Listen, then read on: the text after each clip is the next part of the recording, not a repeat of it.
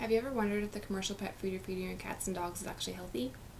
I will cover the following points. What's actually in your pet's food, how it's made, the dangerous chemicals that are lurking and causing harm to your pet, and what you can do to increase your pet's lifespan. So what's in your pet's commercial food?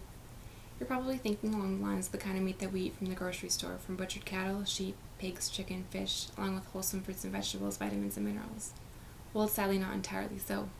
The meat used in commercial pet food are animal carcasses classed as the 4 Ds: diseased, dying, dead, and disabled animals.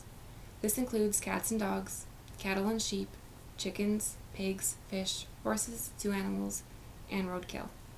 Animals that have been euthanized, meat that has been rejected and class contaminated from restaurants and grocery stores, along with animal byproducts from butcher shops, which is animal parts, such as their guts, their hooves, horns, and even their hair. If something is considered not suitable for humans to consume, should we be giving this to our pets? In most dog and cat food, cheap grains such as wheat and oats from milling floors, and corn, which is used to fatten up cattle, are added to dog and cat food as a feed filler. These cheap grains are usually infested with mold and have no nutritional value whatsoever. Don't you think that if corn fattens up cattle, that it won't do the same thing to your cats and dogs? Now at the manufacturing plants, nothing gets removed from the animal carcasses. Them, along with their collars, ID tags, plastic bags that some may come in, and meat byproducts, get ground up in an enormous auger. The outcome is a mulch called meat and bone meal, which is then put into an enormous vat. Rancid oils from restaurants, cheap wheat, oats, and corn get added to the mixture along with manure, vitamins, and minerals. This mixture gets cooked for hours on end at high temperatures. The fat rises to the top and gets scooped off. The remaining contents is then pressed through dog and cat food mold shapes and is then baked at extremely high temperatures once again. This final result is dry kibble and treats. To make this edible for pets, it gets coated with the grease that initially got scooped off.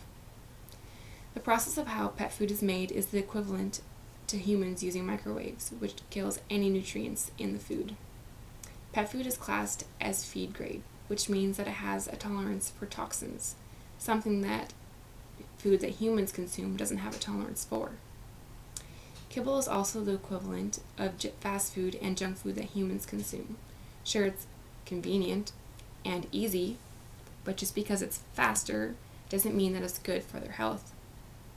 Personally, I don't find meat byproducts, meat and bone meal, diseased and contaminated animal meat, and low-grade grain to be nutritional or good for my pets to eat. Okay, so I think that everyone probably knows that some food consumed by humans have large amounts of oil in them, and unless preservatives are added, they go rancid pretty quickly.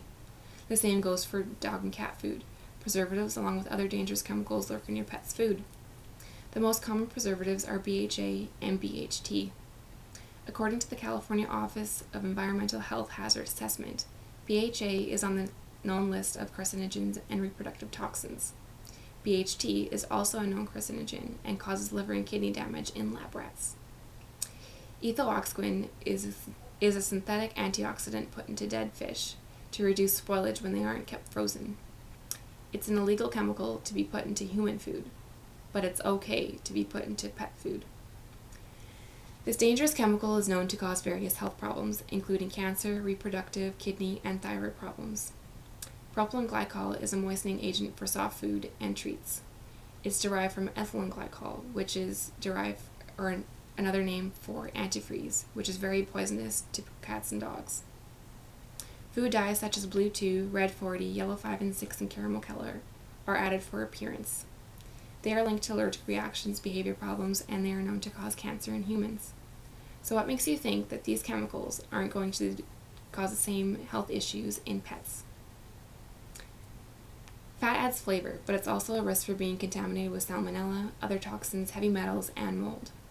Sodium pentobarbital is a chemical used to euthanize animals. This chemical isn't destroyed in the cooking process, so sadly, your dogs and cats are ingesting this dangerous chemical. Knowing that these chemicals contribute to cancer, liver and kidney disease, and other health problems, I ensure my pets don't ingest them. Some dog and cat breeds are prone to more health problems due to genetics than others. So why increase the risk for additional health problems due to giving them food with dangerous chemicals added? Now that we've covered what pet food is made of, and what kinds of chemicals are put into them to keep them from spoiling, you may be thinking what you can or should be feeding your pets. The answer is simple. Feed them real food, food that you and I eat. I believe in feeding my pets real meat, wholesome fruits and vegetables, and of course the appropriate amounts of vitamins and minerals added to their diet. With a visit with your local vet, they will be able to help you to get the right amounts of vitamins and minerals for the stage of life your pet is at.